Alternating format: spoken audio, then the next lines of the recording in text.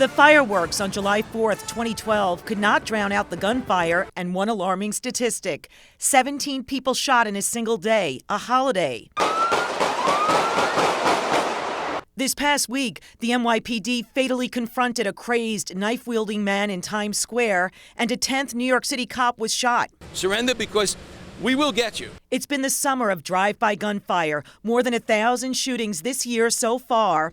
A summer when a 2-year-old in Brooklyn took one of the slugs.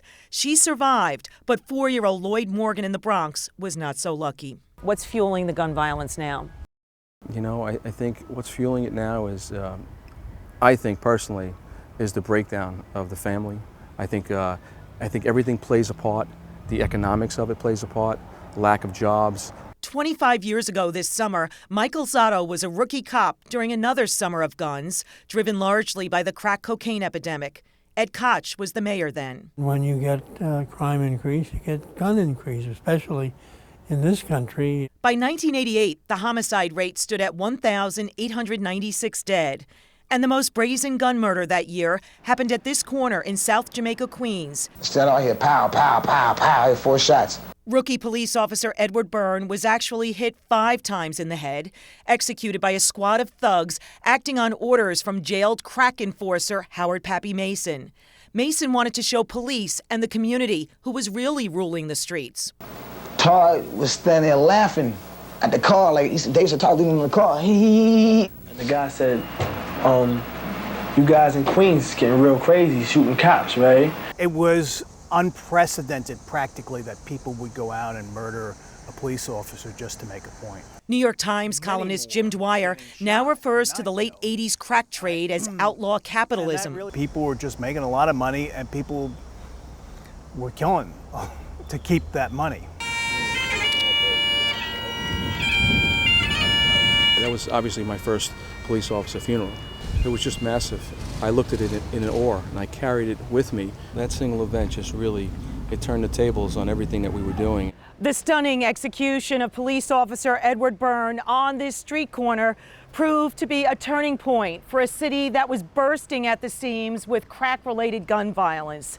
It pushed the NYPD to join forces with the feds to take down drug families top to bottom. We're just gonna roll out of here. By 1990, when David Dinkins was mayor, housing police were trying to take back the projects from crack gangs in places like Red Hook, Brooklyn, even offering gun amnesty programs back then. Yet the homicide rate hit an all-time high of 2,245. Mayor Dinkins added thousands of cops to the force, and in 1994, Rudy Giuliani made aggressive policing a cornerstone of his administration.